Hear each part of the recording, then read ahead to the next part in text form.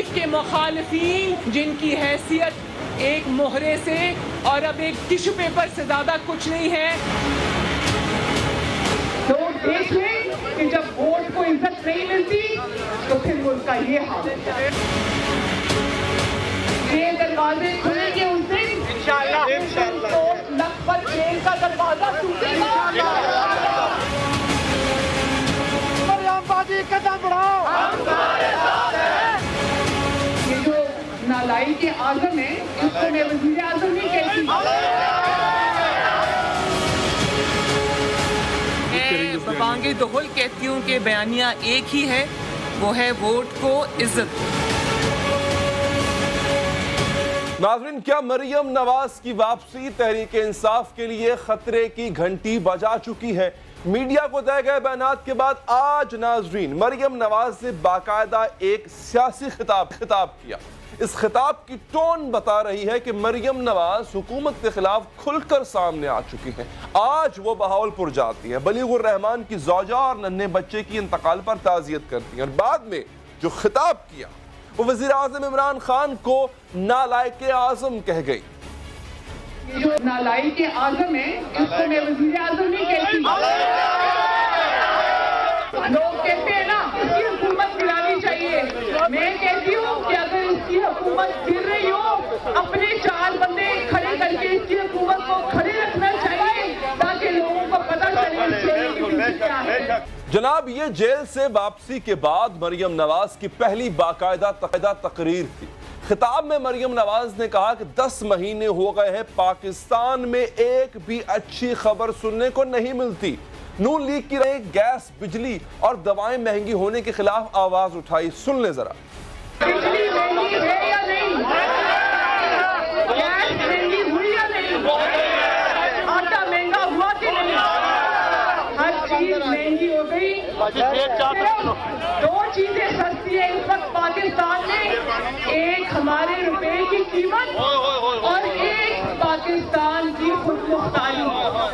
अच्छा, एक चीज जो डिफरेंट थी वो ये थी कि खलाई मखलूक का नारा नहीं था, साजिशों की बात नहीं की। उन्होंने अवामी मसाइल को उजागर किया, उन्होंने आवाज बुलंद की बढ़ती हुई महंगाई पे।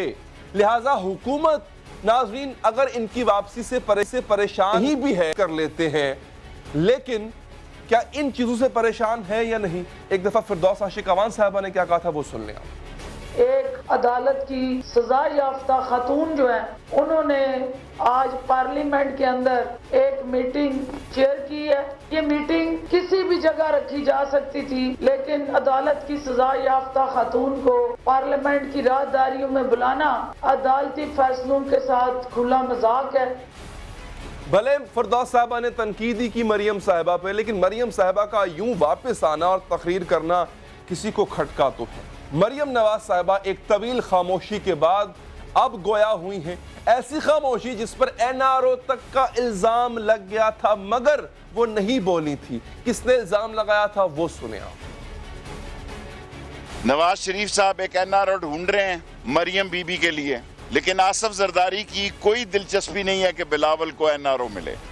अब मुस्लिम लीग नून ने हुकूमत को टफ टाइम देने का इरादा किया है। नाज़रीन, वोट को इज्जत दो, इसका बयानिया दोबारा से उजागर किया है। सियासत के मैदान में मरियम नवाज की अब वापसी बाकायदा हो चुकी है और जब से नून लीग ने मफाहमत से मज़ाहमत की तरफ यू टर्न लिया, मरियम नवाज ने भी अपनी सियासी सरगर्मियां शुरू कर दी हैं। पहले एक रैली की सूरत में अपने वालिद को जेल छोड़कर आई, फिर बिलावल भुट्टो के इफ्तार में शिरकत की और इससे अगले रोज पार्लिमानी पार्टी के इजलास में भी शिरकत की और मीडिया से गुफ्तगू में कहा कि पहले अगर मुस्लिम लीग नून में 2 बयानिए थे तो भी अब सभी एक बयानिए पर आ गए हैं। मरियम नवाज की वापसी नाज़रीन अगर सियासी तौर पर बुरी खबर है किसी के लिए, तो स्टेट बैंक के पास माशी हवालों से इससे भी बुरी खबरें हैं। मैं आपके सामने गुजारिशात रखता हूं। स्टेट बैंक क्या कहता है? स्टेट बैंक कहता है महंगाई की शरह 3.8% से बढ़कर माशाल्लाह से 7% हो गई, यानी महंगाई में तकरीबन 2 गुना इजाफा होता है।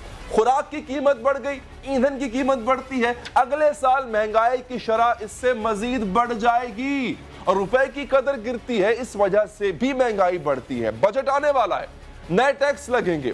اس وجہ سے بھی بجلی, گیس, پیٹرول کی قیمتیں بڑھیں گی. آئی ایم ایف نے بھی کہا یہ سب کچھ بڑھائیں.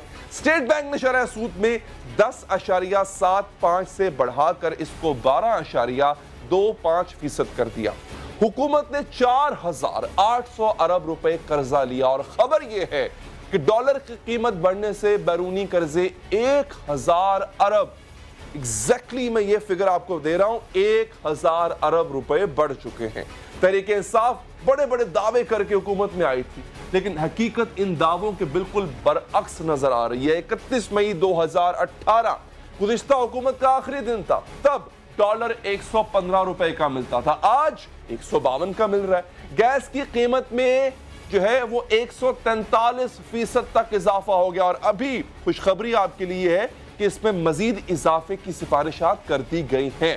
آئی ایم ایف پاکستانی معیشت کے بارے میں کیا کہتا ہے؟ مارچ 2018 میں آئی ایم ایف کے ایگزیکٹو ڈائریکٹر نے پاکستان کے بارے میں جو بیان دیا, اس کے چند حصے آپ کو میں پڑھ کر سناتا ہوں. ناظرین, لکھا یہ ہے, لکھا گیا کہ معاشی ترقی مضبوطی کی جانب گامزن رہی, بجلی کی فراہمی میں بہتری آئی, چین پاکستان اقتصادی راہداری جس کو سی پیک کہتے ہیں اور صارف کے اعتماد کی وجہ سے ترقی ہو رہی ہے, اور شرح نمو گروتھ ریٹ 5.6% تک جا سکتا ہے.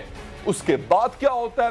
اس کے بعد انتخابات ہوتے ہیں, تحریک انصاف حکومت میں آتی ہے, اور سال 2019 میں اسٹیٹ بینک نے جو جائزہ رپورٹ پیش کی, اس میں کیا لکھا, میں کچھ بھی اس میں اپنے سے ایڈ نہیں کر رہا, جو رپورٹس آئی ہیں آفیشل وہ کوٹ کر رہا ہوں آپ کو. مجموعی معاشی ماحول, اسٹیٹ بینک لکھتا ہے, مشکلات سے دوچار رہا.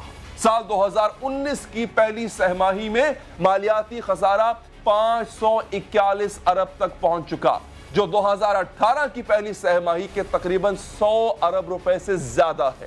ایک جانب بے پناہ مہنگائی, اشیاء کی بڑھتی ہوئی قیمتیں جن کے مزید بڑھنے کا بھی امکان ہے, اور دوسری جانب تحریک انصاف کے پاس صرف وعدے ہیں اور دعوے ہیں, عملی طور پہ فی الحال گراؤنڈ پہ نظر نہیں آ رہا. یہ بار بار کہہ رہی ہے. انہی وعدوں اور دعووں کا پورا نہ ہونا مسلم لیگ نون کی رہنما مریم نواز کیش کرانے کی, اس پہ بات کرنے کی اور عوام کو اٹھانے کی, عوام کو اجاگر کرنے کی کوشش کر رہی ہیں. اب مریم نواز شریف نے خاموشی توڑی ہے, تو اس کے خاموشی کے اثرات کہاں تک جائیں گے. ہمیں جوائن کیا ہے محترمہ عظمہ بخاری صاحبہ نے, مسلم لیگ نون کی رہنما ہیں. آپ کا بہت بہت شکریہ عظمہ صاحبہ. ساتھ ہی ساتھ پاکستان تحریک انصاف کے رہنما وزیر اعظم پاکستان کے معاون خصوصی عثمان ڈار صاحب نے ہمیں جوائن کیا. ڈار صاحب آپ کا بھی بہت بہت شکریہ. مریم صاحبہ بولی, آپ پہ تنقید کی, اچھا کسی اور ایسی چیز کا ذکر نہیں کیا جس پہ پولیٹکس ہو سکے. جو باتیں مریم صاحبہ نے کی ہیں ڈار صاحب, اس سے اختلاف تو نہ میں کر سکتا ہوں نہ آپ کر سکتے ہیں. مہنگائی بڑی ہے, غریب کی کمر ٹوٹی ہے, کیا کہیں گے آپ؟ دیکھیں, ایک تو ہمیں خوشی ہوگی اگر مریم صاحبہ ایک پراپر طریقے سے ایکٹیو ہو جاتی ہیں پولیٹکس میں. کم از کم یہ اپوزیشن کا جو مردہ گھوڑا ہے اس میں شاید جان ڈالنے میں وہ کامیاب ہو جائیں, ورنہ آپ کے سامنے یہ اپوزیشن لیڈر تو کہیں نظر ہی نہیں آ رہا. کیا کریں؟ نہیں, اپوزیشن کو جوائن کر لینا. اپوزیشن لیڈر تو بھاگے ہوئے ہیں, تو کم از کم چلیں اپوزیشن کے مردے گھوڑے میں جان ڈالنے کی کوشش کی جا رہی ہے. دیکھیں, بنیادی طور پہ ہر جماعت کو اپنے پرفارمنس کے سکور کارڈ کے اوپر جو ہے ووٹ بھی ملنے ہیں, اور وہ حکومت میں بھی آ رہے ہیں. ان جماعتوں نے 40 سال اس ملک میں حکومت کی ہے علی, اور 40 سال کی جو مس مینجمنٹ چل رہی تھی اس ملک میں, یہ وہ سارا ہمیزہ جو ہے یہ ملک اور عوام بھگت رہے ہیں.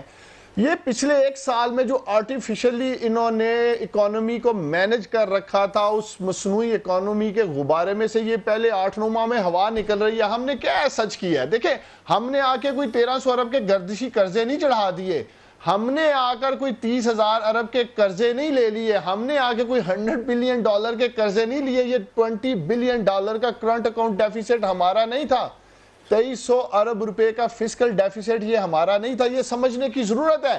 اگر آج ڈالر پہ پریشر ہے علی, وہ اس لیے ہے کہ آپ نے $9.2 بلین حکومت کے قرضوں سے دگنے ہیں, ابھی تک لیے نہیں. سمجھنے کی ضرورت ہے. قوم کو حقائق بتائیں علی, ہم نے قرضے نہیں لیے. جیسے آپ کہہ رہے ہیں بیکاز آف ڈیویلویشن وہ اوپر چلے گئے ہیں, لیکن ڈیویلویشن کی کیوں ہے ہم نے؟ ان 100 ارب ڈالرز کی وجہ سے کرنی پڑی ہے. $20 بلین. میں اس کی بات نہیں کر رہا جو پڑے بڑھ گئے, میں اس کی بات کر رہا ہوں جو آپ لے رہے ہیں. میں اس کی بات کر رہا ہوں سر, اس پہ بھی آ جاتا ہوں. اس کی بھی دو وجوہات ہیں میرے بھائی, اس کی بھی دو وجوہات ہیں. جب آپ کو وراثت میں 2300 ارب روپے کا فسکل ڈیفیسٹ ملے گا, ایک بھی ادارہ پروفیٹیبل نہیں ملے گا, تو ان اداروں کے جو خسارے ہیں وہ کسی وقت پہ جا کر ختم ہوں گے نا. جب تک وہ ہم خسارے ختم کرنے میں آپ کے فسکل ڈیفیسٹ کے کامیاب نہیں ہو جاتے, جو کہ انشاءاللہ تعالیٰ اگلے 1.5-2 سال میں ہو جائیں گے, تب تک ہمیں بھی قرضے لینے پڑیں گے. اور دوسری چیز جو میں پاکستانیوں کو بتانا چاہتا ہوں, ابھی ایک سیکنڈ اس بات کا سوال آج کے بعد نہیں کروں گا میں آپ سے. سن لیں علی, انہی کے آپ مجھے اتنا بتا دیں سر, آپ نے ریونیو کتنا کلیکٹ کر لیا؟ میں اس پہ آ رہا ہوں, سن لیں نا ذرا, حقائق ہیں, تلخ ہیں, سننے ہوں گے. 1900 ارب روپیہ جو سالانہ ہم لوگ سود ادا کر رہے ہیں وہ ان لوگوں کے لیے ہوئے قرضہ جات کا ہے. 6 ارب روپے روزانہ جو سود دیا جا رہا ہے وہ عمران خان نے نہیں, یا عمران خان کی حکومت نے قرضے نہیں لیے تھے, ان لوگوں نے لیے تھے. جو پیسے ہمیں لینے پڑ رہے ہیں وہ ڈیٹ سرونگ کے لیے لینے پڑ رہے ہیں, اور جو خسارے ہمارے آنے سے پہلے کے چل رہے تھے اس وجہ سے لینے پڑ رہے ہیں. چلیں عظمہ صاحبہ, یہ مریم صاحبہ کی جو ایک باقاعدہ واپسی ہوئی ہے, ڈیفینیٹلی یہ آپ کے لیے, آپ کی پارٹی میں نئی جان پھونک دے گی. لیکن ایک بات کہ اس چیز کو حکومت اگر ڈیفینڈ نہیں کر پا رہی کہ مہنگائی بڑی ہے, تو شاید آپ بھی یہ ڈیفینڈ نہ کر پائیں, اور آپ اس دعوے کو شاید بار بار نہ دہرا سکیں کہ آپ کے دور میں دودھ شہد کی نہریں بہہ رہی تھیں, کیونکہ آپ پہ الزام یہ ہے کہ جاتے وقت آپ نے بھی معیشت کا بیڑا غرق کیا تاکہ اگلی حکومت کے لیے مزید مشکلات پیدا ہوں. یہ حکومت کہتی ہے, یہ تنقید آپ پہ ہوتی ہے.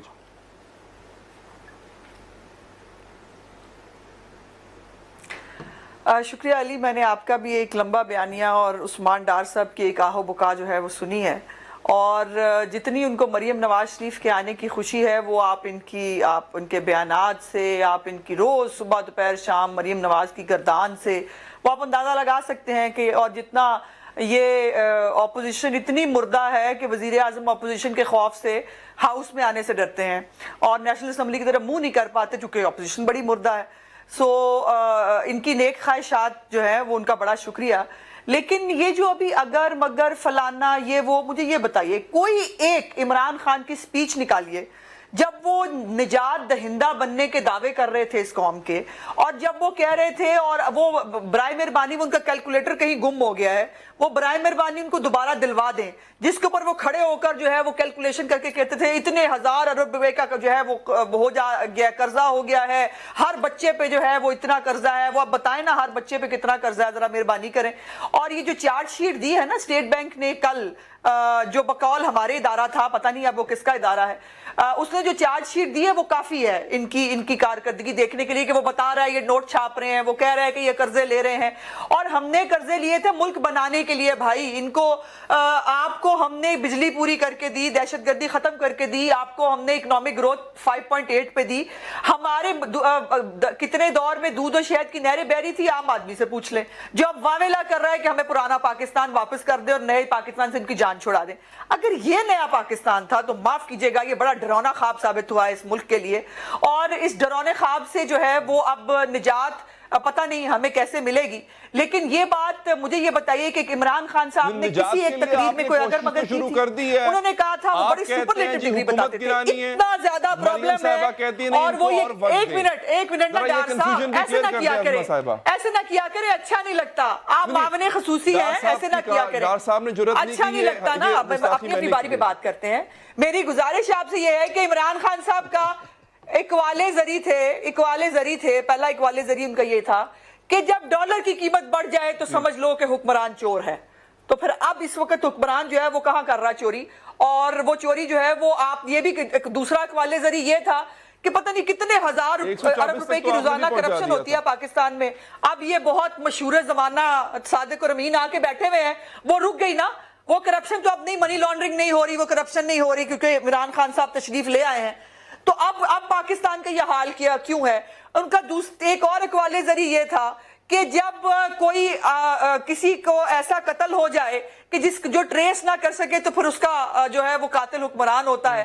اب ہر روز ابھی آج بھی وہ کل جو بچی ہے اسلام آباد والی اس کا جو ہے وہ مرڈر ہوا اتنا بےمانہ طریقے سے. آج ایک بادامی باغ میں فوٹیج آئی ہے, ایک بچی کو ایک آدمی جو ہے وہ انگلی لگا کے لے جا رہا ہے. اب میں کس کے ہاتھ پہ اپنا لہو تلاش کروں کہ آپ جب زینب کے لیے اور باقی لوگوں کے لیے کیونکہ ایسا واقعہ ہوتا تھا آپ فوراً سیاست چمکانے پہنچتے تھے. اور عمران خان صاحب کا تو وتیرہ یہ کہ وہ کسی سے تعزیت کرنا بھی مناسب نہیں سمجھتے, باقی تو خیر باتیں کہاں رہیں گی.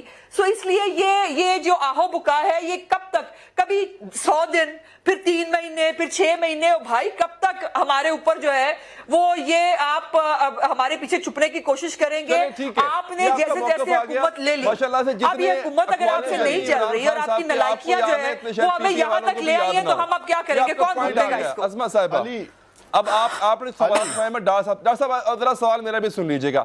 آپ کو سر کتنا ٹائم چاہیے, ایک ٹائم لیمٹ دے دیں اور اس ٹائم میں کچھ تو نظر آئے کہ جناب کوئی ایک پبلک سیکٹر انٹرپرائز مجھے بتا دیں جو اس وقت نقصان سے باہر نکل رہی ہو. میں نہیں چل ٹھیک ہے, معاف کیا, اس بات پہ پوچھیں گے نہیں آج سے بعد آپ کو کہ جناب آپ نے قرضہ کیوں لیا, آپ نے لے لیا بہت اچھا کیا. کوئی ایک ایسی پبلک سیکٹر انٹرپرائز جو اس وقت نقصان سے باہر نکل رہی ہو.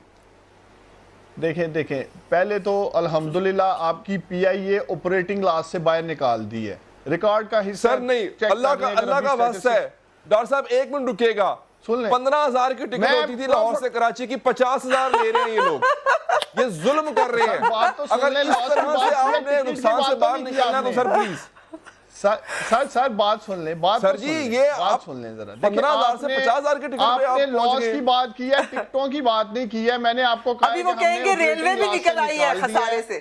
ابھی سن تو لیں نا, سن لیں ذرا, سن لیں. اب آپ نے ایک سوال کیا ہے, پلیز کنٹینیو. دوسرا ہم نے کیا کیا, سن رہے بات جو ہم سننے کے لیے پاکستان میں رہ گئے, آپ کو کروں گا. ہم نے آپ کا تجارتی خسارہ کم کیا ہے کہ نہیں کیا؟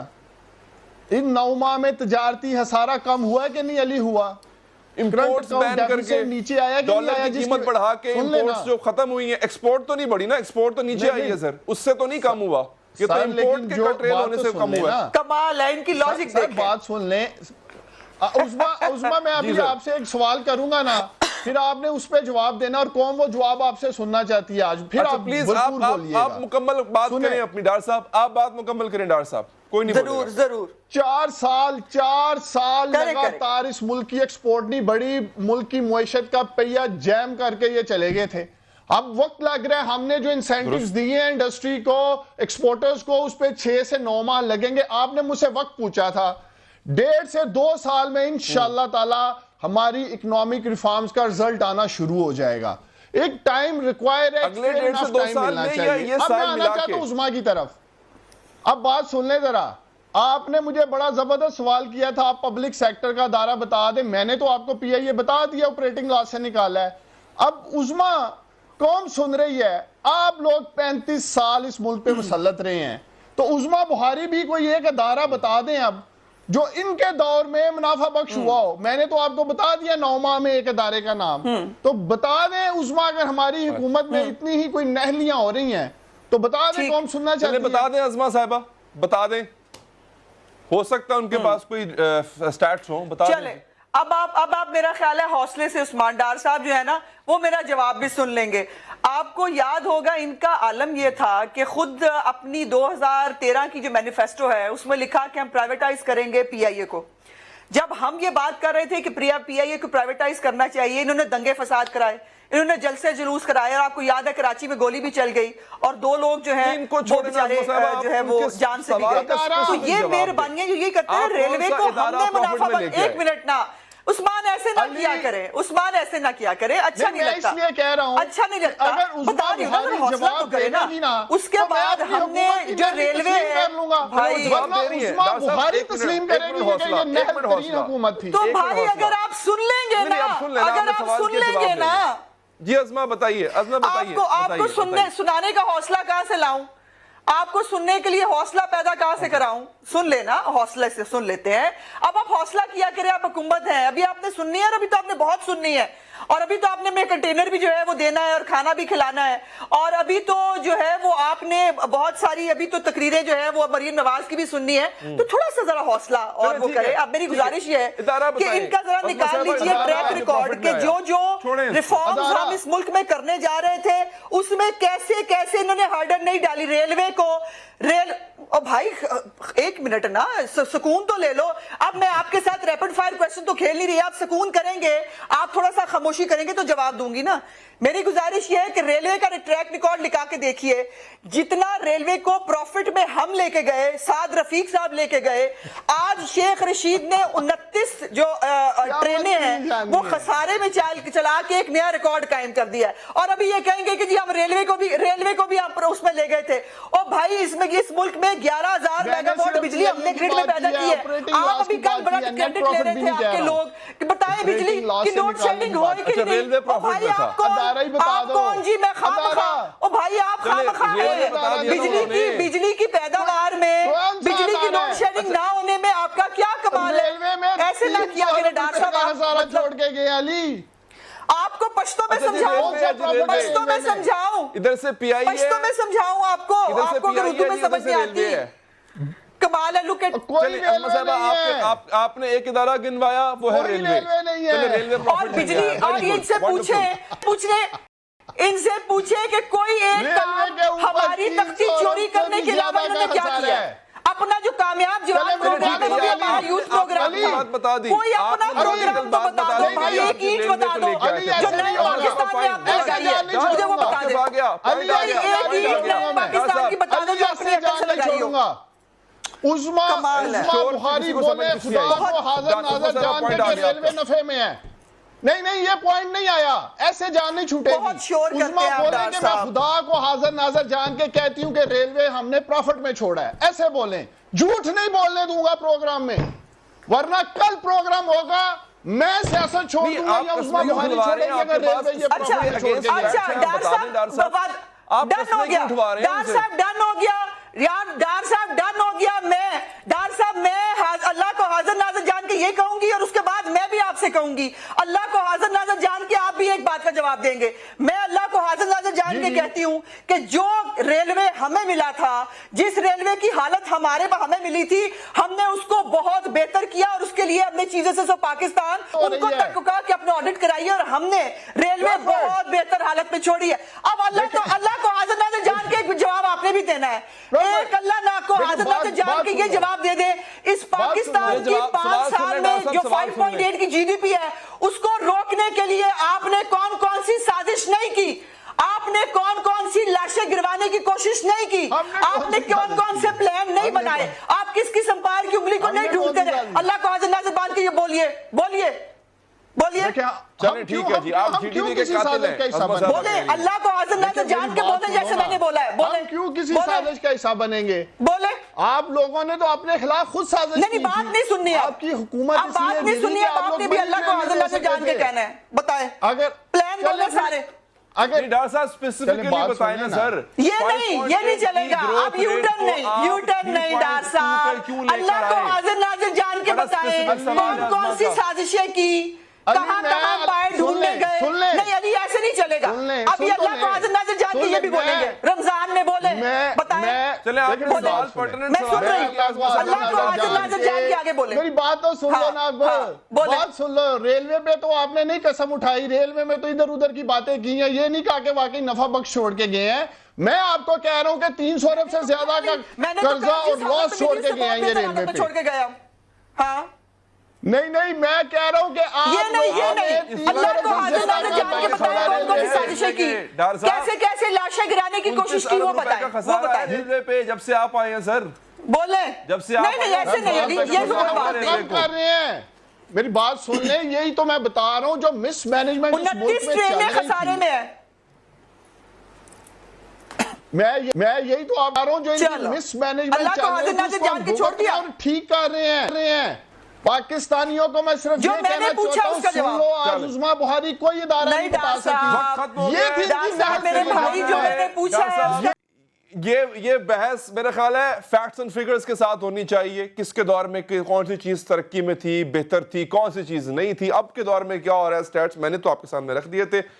اسما صاحبہ آپ کا بھی بہت بہت شکریہ. ڈار صاحب آپ کا بھی بہت بہت شکریہ. ناظرین, شاید ہمیں عادت ہو گئی ہے کہ اگر کسی کی بیٹی کسی درندہ صفت کے ہاتھ چڑھ جائے اور اس کی درندگی کے نشانہ بن جائے تو ہم اس سے بالکل قطع نظر کہ کل کو ہماری اور آپ کی بیٹی بھی اسی طرح سے کسی کا نشانہ بن سکتی ہے, ہم تب تک نہیں بولیں گے جب تک کہ وہ خطرہ ہماری دہلیز پر آ جائے گا. ہمیں اور کتنی زینب, کتنی فرشتہ اور کتنی ایسی اور بیٹیاں چاہیے کہ آپ اور میں جاگ اٹھیں. اس پہ بڑی اہم گفتگو ہم نے کرنی ہے, اور جن بچیوں کے ساتھ یہ زیادتیاں ہوئیں ان کے لواحقین آج کے پروگرام میں ہمارے ساتھ موجود ہوں گے اس وقفے کے بعد.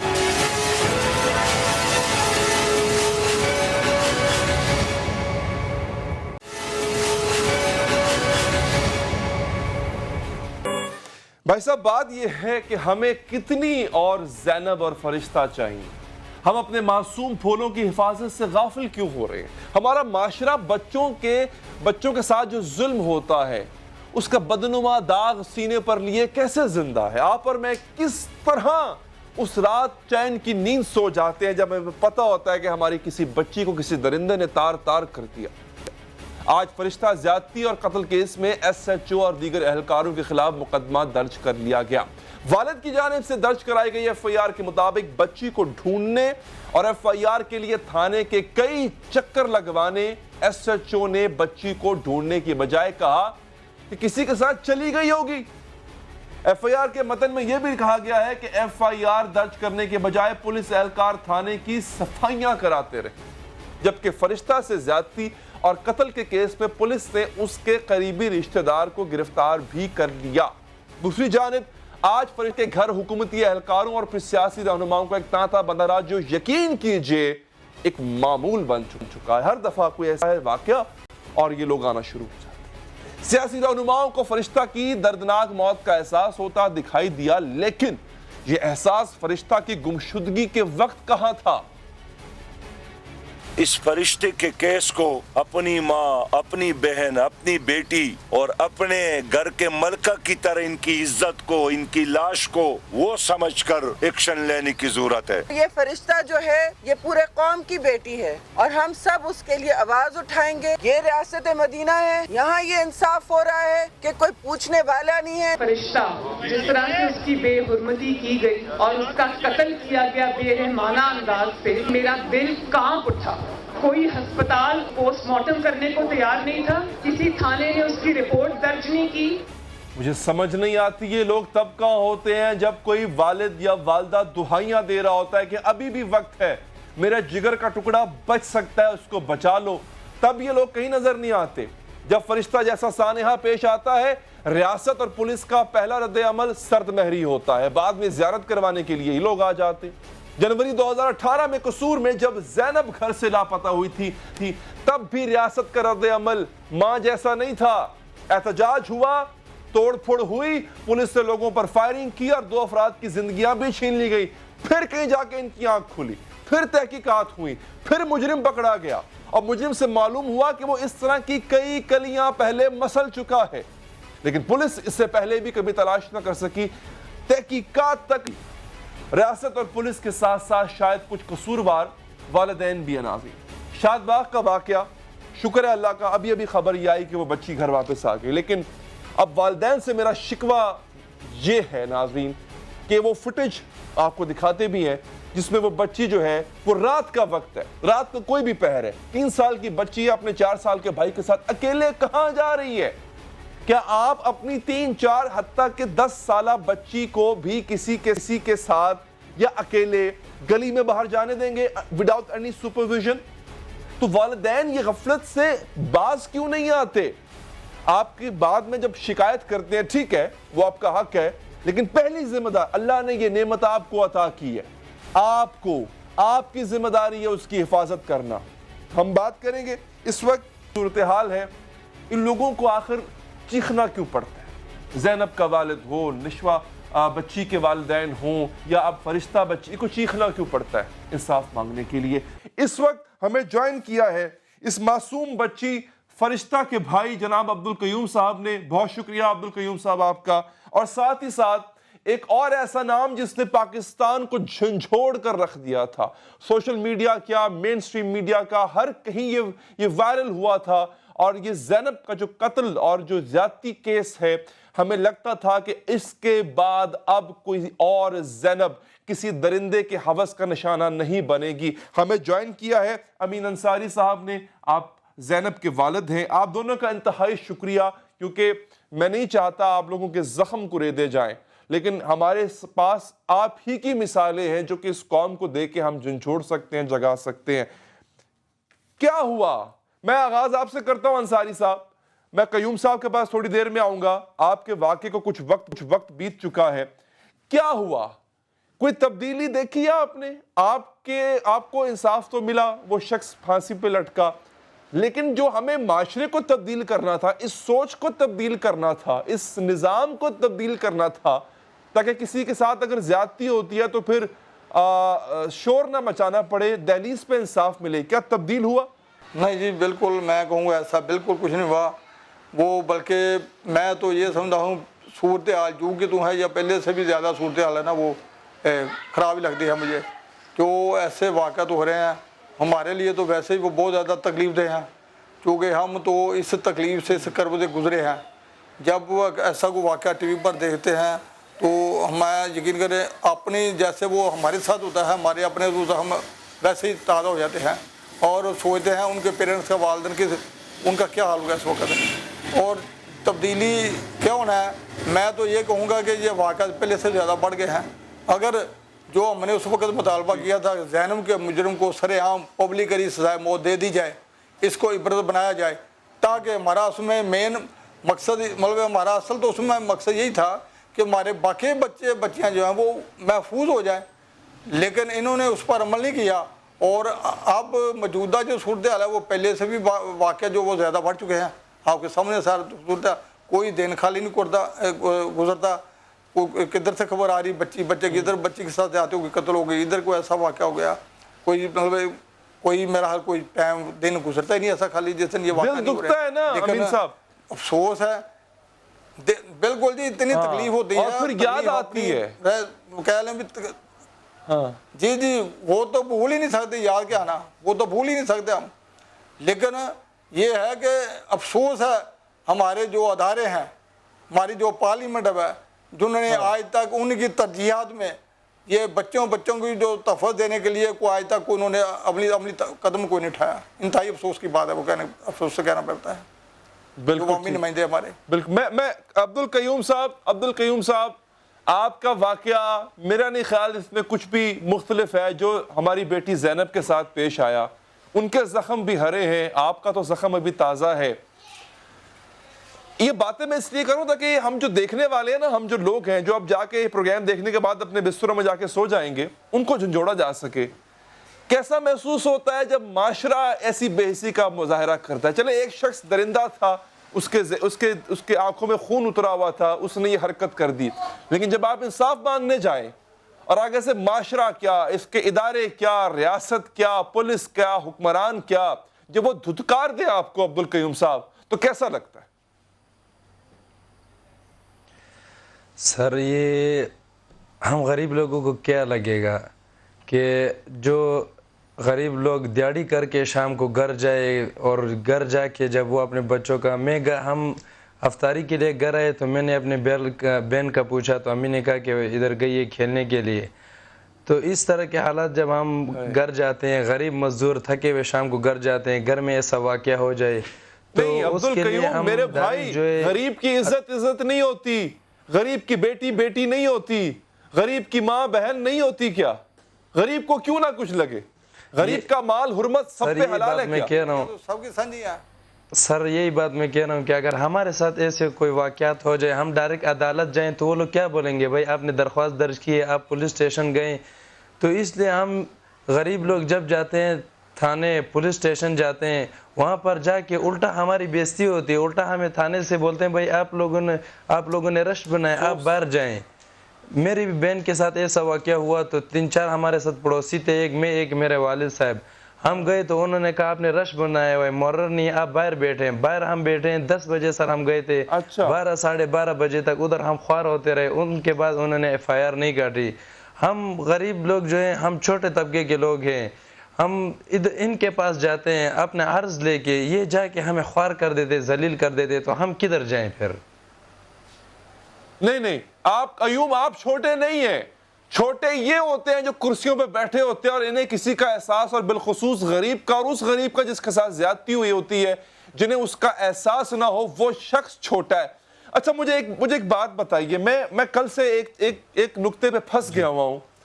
کیسا ہوگا وہ شخص کہ جس نے آپ کی آنکھوں میں آنکھیں ڈال کے آپ کو یہ کہا کہ آپ کی بیٹی تو کہیں چلی گئی ہے، آپ کی بہن تو کہیں چلی گئی ہے، بجائے اس کے کہ آپ کی داد رسی کرتا. اس شخص نے جواب، جب آپ نے سوال کیا، اس شخص نے، اس SHO نے، جس کو معطل بھی کر دیا، لیکن اس نے جواب عبدالقیوم کیا دیا تھا آپ کو؟ سر یہ جواب اس نے کیسے دیا؟ ہم ادھر گئے تھانے، اپنی کرسی پر بیٹھ گئے، اپنے 2 بچوں کے ساتھ کھیل رہے تھے، تو ہم کرسی پر بیٹھے. پہلے تو کافی دیر ہم نے انتظار کیا ان کے بات سننے کے لیے. پھر انہوں نے کہا کہ بھائی کیا ہوا؟ ہم نے کہا سر ایسے ہمارے ساتھ واقعات ہوئے، ایسے خوار ہوئے، کتنے دن ہو گئے ہمارے. تو انہوں نے جب ہماری بات سنی تو کہا حالات ایسے بتا رہے ہیں کہ آپ کی بیٹی، آپ کی جو بہن ہے چھوٹی، وہ کسی کے ساتھ اپنی مرضی کے ساتھ گئی ہے. یہ بات سن کے تو ہمارے کلیجے پھٹ گئے کہ SHO صاحب، ایک تو اتنے بڑے آدمی، آپ کے اپنے بچے ہیں، آپ کو اتنا احساس ہونا چاہیے. میرے بچے میرے ساتھ کھیل رہے ہیں، میں ان کے بیچ میں خوش ہوں. ان کی بچی نہیں ہے، ان کے ساتھ کھیل رہے تھے، ایسا ہی ہے نا؟ ان کے بچے ان کے ساتھ کھیل رہے تھے اور ان کو اس بات کا احساس نہیں تھا کہ ان میرے بچوں کے بیچ میں خوش ہوں. تو جن کے بچے نہیں ہیں ان کا کیا حال ہوگا؟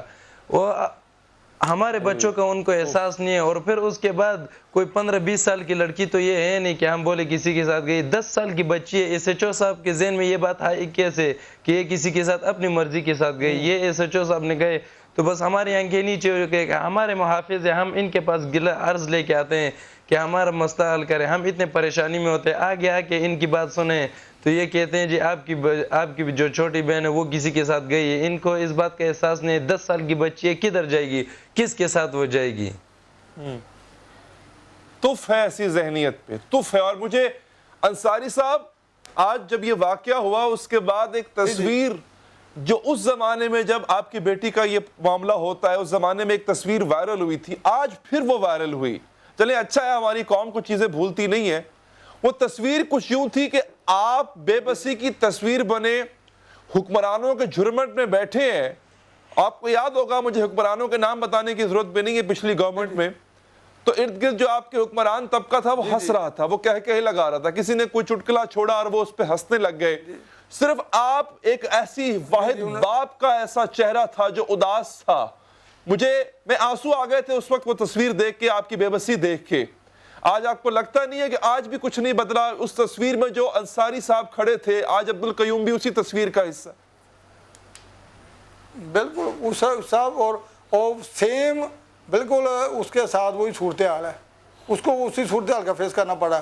اس وقت تو چلو یہ دیکھ لیں کہ اس سے پہلے وہ 11 واقعات قصور میں ہوئے تھے، لیکن اس واقعہ میں چیف آف آرمی صاحب اور chief justice of supreme court ساکن صاحب نے اس کا 100 فوٹو لیا تو یہ معاملات آگے چلے. اب تو ضروری نہیں کہ ہر واقعہ پر چیف جسٹس اور چیف آرمی صاحب نوٹس لیں. کیا ان کی انسانیت مر گئی ہے؟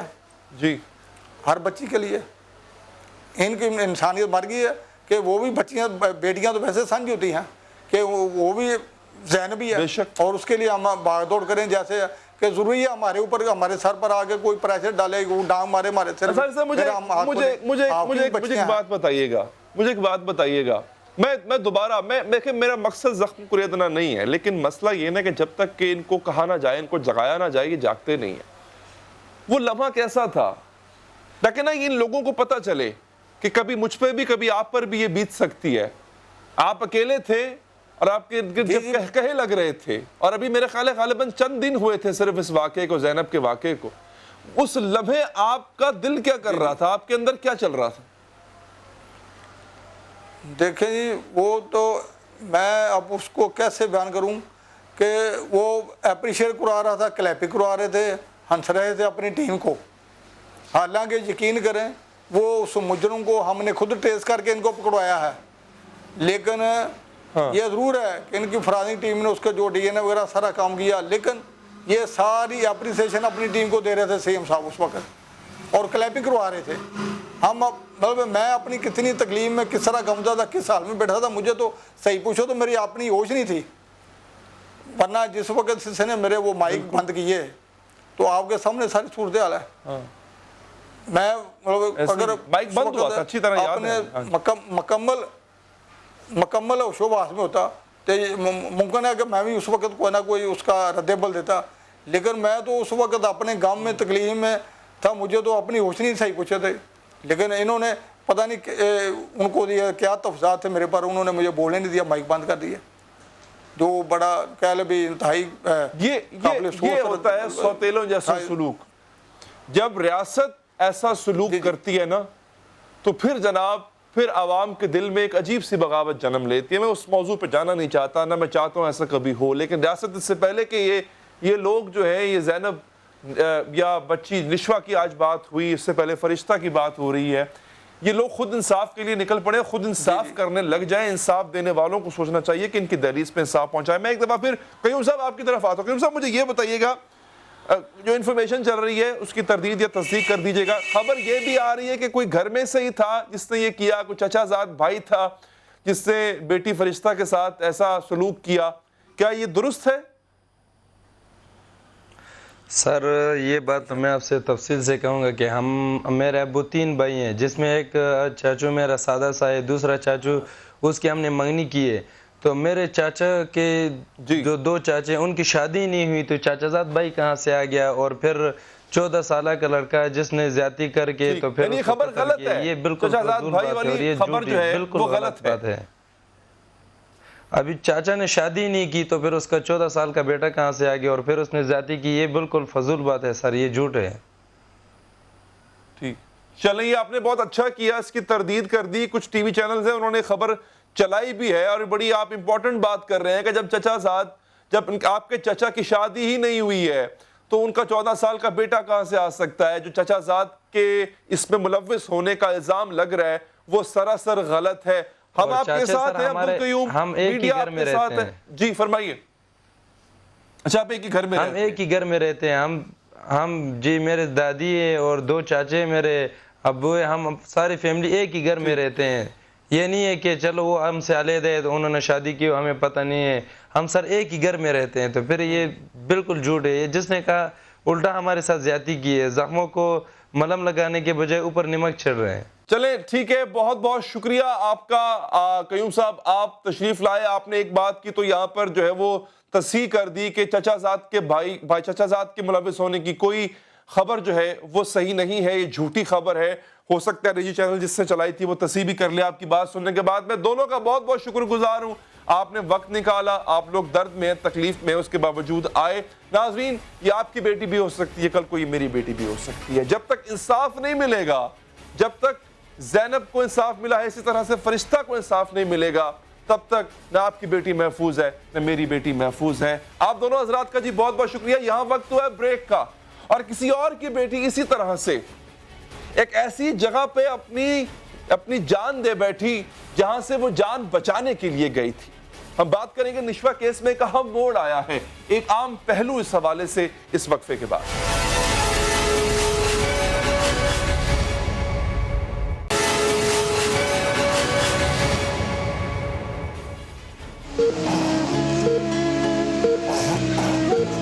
गलत इंजेक्शन लगने से मफलूज हो जाने वाली 9 माह की निशवा जिंदगी की बाजी हार गई।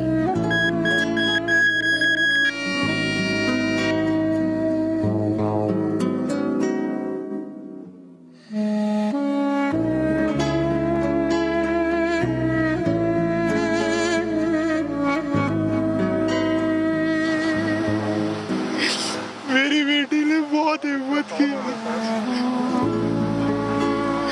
लेकिन मेरी बेटी हार गई है।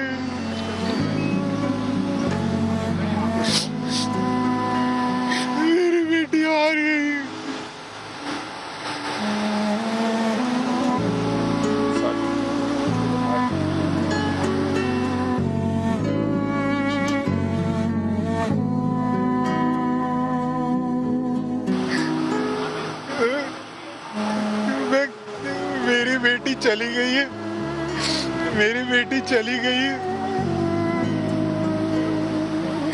प्लीज मिलके कुछ खड़े हो और ताकि किसी और की बेटी ला जाए यार, वरना ये यूं ही खबर बनती रहेगी, तस्वीरें खिंचती रहेगी, ऑफिशियल आके मिलते रहेंगे। होना कुछ नहीं है, होना कुछ नहीं है, होना कुछ नहीं है।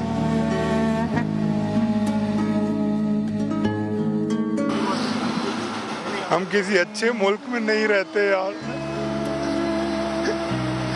हम अच्छे मुल्क में नहीं रहते, यहाँ हम नहीं बचा सकते किसी को। और फिर ऐसा ही होता है नाज़रीन, खबर बनी, तस्वीरें खिंचवाई गई, बड़े बड़े ओहदों वाले आए और फिर कुछ भी नहीं हुआ। फिर सुलह हो गई, मरने वाले ने मारने वाले से सुलह कर ली। दारुल सेहत अस्पताल की इंतजामिया और जांबहक निशवा के वालिद के दरमियान एक सुलहनामा हो गया। मुआहदे के मुताबिक अस्पताल इंतजामिया हर साल 50 लाख रुपए निशवा ट्रस्ट को देगी। निशवा के नाम से अस्पताल में एक बच्चों का वार्ड बनाया जाएगा, जो कि अच्छी बात है, और निशवा ट्रस्ट के सिफारिश पर सालाना 2 बच्चों को स्कॉलरशिप दी जाएगी। खबरें ये हैं कि मुआहदे के मुताबिक निशवा के वालिद ने अस्पताल के गिरफ्तार मुलाजिमीन और अस्पताल के मालिकान को अल्लाह की रजा के लिए माफ कर दिया है। निशवा 9 माह की एक बच्ची थी, वो बीमार हुई। सेहत के लिए इसे जिस अस्पताल में ले जाया गया इसका नाम था दारुल सेहत, लेकिन निशवा के लिए वो दारुल मौत बना। वहां इसे गलत इंजेक्शन लगाया गया जिससे निशवा जान से गई। निशवा के वालिद और दीगर ने अस्पताल बंद करने के लिए मुजाहरा किया। हुकूमत के वजीर भी इनके पास आए, अपोजिशन के अरकान भी आए, यकीन दहानियां कराई गई, वादे किए गए, मुल्जिमों के खिलाफ केस भी बनाया गया, हुक्म दिया गया नाज़रीन कि दारुल सेहत अस्पताल के अमले को जो है वो इसका पता चलाया जाए कि इनकी अहलियत क्या है, क्वालिफिकेशन क्या है। इस वक्त निशवा के वालिद ने इंसाफ के लिए खड़ा रहने का अज़म भी किया था। जो भी शख्स दारुल मौत में का इफेक्टी है, यहाँ इस वक्त हम सब मौजूद हैं, हम नहीं जाएंगे। हम उन्हें रिक्वेस्ट करते हैं कि प्लीज खुदा के लिए उस वक्त खामोश रहे। ठीक है, कोई आपकी मजबूरी हो सकती है, लेकिन प्लीज अभी यहाँ पहुंचें और यहाँ आके पहुंच के अपनी स्टेटमेंट रिकॉर्ड कराएं डॉक्यूमेंट्स के साथ। आपको शाहजेब का कत्ल भी याद होगा, शाहरुख जतोई जो कातिल था वो भी याद होगा, उसके चेहरे पे जो नदामत कभी नहीं दिखती थी वो भी याद होगी, और फिर जो सुलह तय पा गई शाहजेब के लवाहिकीन और शाहरुख जतोई के वालिदैन के दरमियान, वो भी आपको याद हो। हमें इस वक्त ज्वाइन किया है, कैसे खुद तशरीफ लाए हैं, मैं इंतहाई शुक्रगुजार हूँ, क्योंकि ऐसे जब आप किसी दुख में होते हैं और ऐसे दुख में जो औलाद का जो गम होता है, उसमें यूं मीडिया पर आना, बात करना बड़ा मुश्किल काम है। शायद मैं उनकी जगह होता मैं कर भी ना पाता। अगेन इनके लिए ह्यूज रिस्पेक्ट फॉर हिम। कैसर भाई, ये बताइएगा कि एक कॉज के लिए आपने ये सब कुछ शुरू किया था, आपकी बेटी गई, इसका दुख जो आपको है वो किसी और को नहीं हो सकता, लेकिन आपने फिर मीडिया को साथ मिलाया, आपने सिविल सोसाइटी को साथ मिलाया, आप एक कॉज के लिए खड़े हुए। आपको नहीं लगता कि बहुत जल्दी आप, ये मैराथन थी लेकिन बहुत जल्दी आप पीछे हट गए, या आप समझते हैं कि यही कुछ आप कर सकते थे जो आपने कर दिया? अस्सलाम वालेकुम अली भाई, मैं इसमें सबसे पहले तो ये एक बात कहना चाहूँगा कि जब ये पूरा एपिसोड शुरू हुआ और इसके अंदर जितने शदीद तरीन कड़वे मराहिल आए और जो एक ख़तरनाक चेहरे हैं सोसाइटी के, जब वो सामने आए और वो पे दर पे आते रहे, और सबका सुलह कराने वालों का सिर्फ एक ही जवाब होता था कि सर बैठ जाते हैं। तो मैं एक ही बात कहता था कि बेटी वापस नहीं आ सकती, पैसे मुझे नहीं चाहिए। अभी आपने शाहरुख जतोई या और पुराने सुलहनामों का जिक्र किया, मैं कहता था बेटी वापस नहीं आ सकती, पैसे नहीं चाहिए। तीसरी कोई बात है तो वो लड़ाई है जो मैं कोर्ट के थ्रू लड़ूंगा और मैं अपना हक लूंगा। लेकिन अली भाई, मैं इंतहाई तकलीफ़ के साथ ये बात कह रहा हूँ कि जब चाहे पॉलिटिशियन हैं, चाहे वकला हैं, इवन के जजेस साहिबान हैं, या चाहे पुलिस के ऑफिसर्स हैं या मिनिस्टर्स हैं, जब वो मुझे आके इतनी बड़ी बड़ी दलील देते हैं ना कि कैसर कुछ नहीं होना, कैसर कुछ नहीं होना, और इस सोफ़े पे बैठ के मेरी वालदा मुझे 4 बजे में जब घर में दाखिल होता हूँ तो मुझे कुरान उठा के कहती हैं, अली नशवा तो चली गई है, माँ भी जाएगी। तो मैं सिर्फ सोचता ये हूँ कि मुझे नहीं चाहिए अपनी ज़ात के लिए, और मैं जब अपने लॉयर के पास बैठता हूँ कि यार आप मुझे ये बता दें कि कितना टाइम है लड़ाई का ना, जिसके बाद फैसला हो जाएगा, तो वो 4 साल के आगे भी मे भी लगाते हैं। वो ये भी नहीं कहते कि कैसर भाई 4 साल में हो जाएगा। मैं एक आम आदमी हूँ, मैं जॉब करता हूँ, अपनी बेटियों को, अपने घर फैमिली को चलाता हूँ। एक ऑप्शन मेरे पास ये है 4 साल जिसमें फैसला नहीं होना, जिसमें हॉस्पिटल बंद होके खुल जाता है, जिसमें वो भाग जाते हैं अदालत से, जिसमें पुलिस ऑफिसर धमकियां देता है, एक ये ऑप्शन है। और दूसरा ऑप्शन ये है कि यार मुझे मेरे लिए नहीं चाहिए आप। अच्छा, मैं यहाँ एक और चीज़ क्लियर कर दूँ, शाम से खबर से चल रही है कि उन्होंने नशवा ट्रस्ट को देने हैं, उन्हें 1 रुपया नहीं कहीं देना, वो अपने 50 लाख अपने पास रखें और किसी का इलाज करवा दें। उस इलाज कराने के जो फंड है, उस फंड का नाम नशवा फंड है, उसका कोई नशवा ट्रस्ट से कोई ताल्लुक नहीं है, कोई भी पैसों की लेन देन है ही नहीं, उन्होंने हमें नहीं देना। बिल्कुल ठीक, उन्होंने खुद इलाज करना है। मैं कैसर भी आपकी बात काट रहा हूँ, ठीक है, डिटेल हम पहले भी दे चुके हैं, आपकी बात बिल्कुल ठीक है, लेकिन आपने क्लैरिफाई किया, बहुत अच्छा किया। मैं माजरत खाओ आपकी बात इसलिए काट रहा हूँ क्योंकि वक्त मेरे पास खत्म हो गया। शुक्रिया आपके आने का, लेकिन एक बात, आपने मेरी आंखें खोल, बहुत शुक्रिया। मेरे से कोई कसूर हुआ मुझे माफ कर दीजिएगा, आपने मेरी भी आंखें खोल दी, और आंखें ये खोली आज कैसर साहब ने, नाजरीन, कि इस सिस्टम के आगे तुफ है, सिस्टम पे, सिस्टम के आगे निशवा का वालिद हार गया। इजाजत दीजिए, अल्लाह।